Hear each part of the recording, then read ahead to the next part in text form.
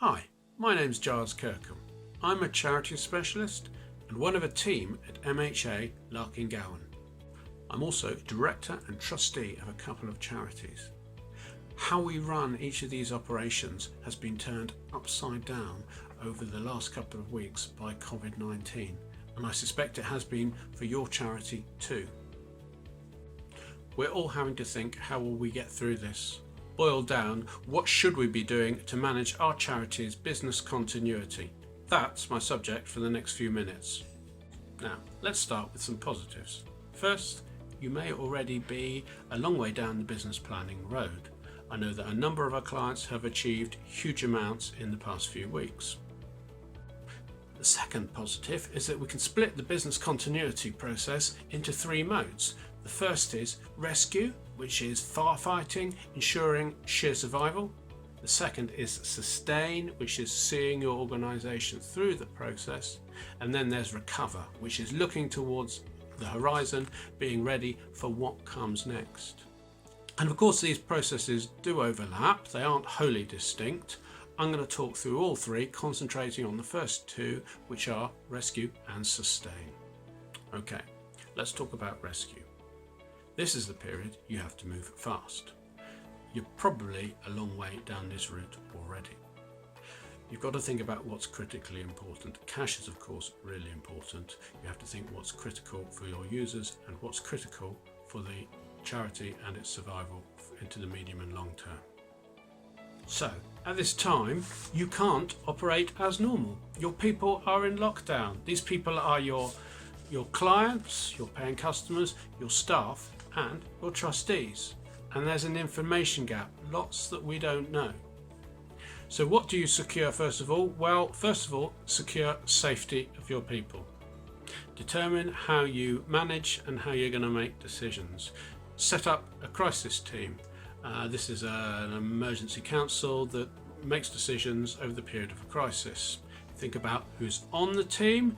It's probably not going to be all the trustees. Ideally, it has representatives from different parts of the organisation. Think about how often you meet. At the start, it may even be daily, while matters are developing very, very fast. If you've already set up your crisis team, think, have you avoided siloing? Are you making decisions purely by reference to the other members of the team? If so, think about how you ensure communication outside the team so that you avoid this condition. After safety and decision making, you must secure your finances. Concentrate particularly on cash flow management, how much cash you have available, how much you're going to continue having available, and when you might run out of it. Secure your income.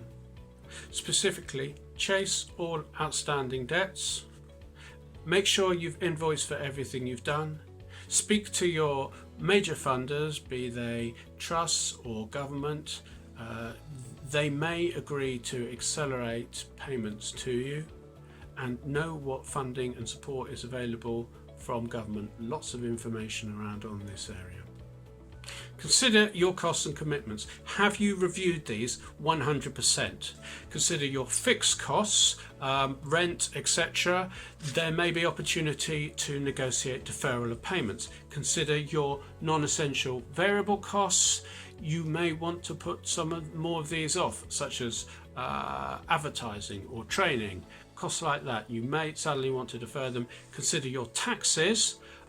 VAT, well, we know that payments are deferred for up to a year, and there's time to pay for other taxes. You can negotiate delayed payments on those too, but that needs an approach to HMRC. And think about your staff costs. You will have been considering furloughing. You may already have furloughed staff. Consider also redeployment of staff to avoid the need to furlough. Think about your project funding. You are likely to have been funded for projects that you can't now complete in the way that was intended. Speak to the funder. They are likely to agree either deferral of the timetable or using those funds for new needs closely related to COVID. Borrowing, of course, may be an option. in which case do consider your overdraft limit. Is it appropriate? Can you negotiate temporarily an extension to your limit? Could you also negotiate a loan? If you're looking at loans, make sure that you can afford the repayments. Sounds simple, but that's going to be a stumbling block for many. And consider two other types of funds. You've got your reserves and you've got restricted funds. Your reserves are set according to reserves policy to account for unexpected bad future events. Well, this is certainly a bad event. It's rainy day money and it's pouring out there, so maybe now is the time to spend down on reserves temporarily. The other source is restricted funds. Can we get at those funds? Well, maybe they're not as restricted as you think. Maybe within trust law you can look at overheads and allocate a proportion of overheads against, say, an appeal income to release up some further funds to unrestricted. So definitely worth thinking about your reserves and about restricted funds. So that's the rescue stage. It involves making people safe, setting up temporary decision-making structure, and securing the finances of the organisation. Next, we move on to sustain. Many of us are still in crisis management, but we need to start looking forward and thinking about seeing ourselves through the crisis with some more strategic planning, which includes looking at scenarios, what ifs, thinking again about governance, about structures in the organisation, and thinking about risk management, an appropriate risk management strategy for whilst in the COVID crisis. Scenarios ask, how will things turn out? Well, we don't know, particularly now. How do we budget and plan to cope with this? Well, one way is to set out several possibilities for the future. These are scenarios. These aren't forecasts, they're different from that. We aren't promising what may happen, they are illustrations showing what may turn out, and they build in triggers for further action or review. In other words, they're a mechanism for coping with uncertainty. And when you're creating scenarios, do try to get views from outside your crisis management group, from beyond the silo. Governance. Is oversight of the leadership team by the board now tied to a looser? Can decisions be made nimbly, and is there still effective responsibility on the board?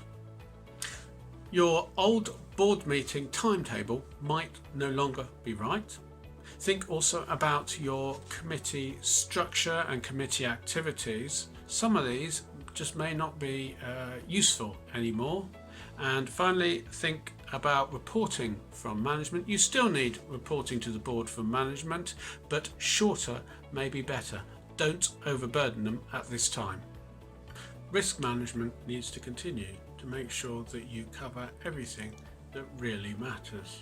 This, however, probably won't be best performed as a detailed review of the pre-existing register. It will probably be much better to create a new document reviewing at a high level matters that are particularly pertinent and coming out of COVID. This in turn may identify areas of key risk such as income, and on those you may then want to perform a separate deep dive review. And that's sustain. It includes scenarios, governance, which is about oversight and structures, and risk management. And the third stage is recover. Very, very briefly, that's about raising your eyes to the horizon when we come out of lockdown and beyond, and thinking about that changed future and thinking about your organisation's place in that changed future, and starting to plan and prepare for that. And now I will sum up the crisis management process. We start off in a rescue phase where we put in place a decision-making group, a crisis management group. Then we look at finances, which is about income streams, securing income, reviewing costs and commitments, and looking particularly at cash projections. Then we move to sustain, where we're planning scenarios, we're looking at our governance structures again, and we're also looking at risk management. Hopefully we'll get through this and we'll survive and we'll come through and we'll thrive once again. If you're still with us, thank you for watching this far. Have a great day.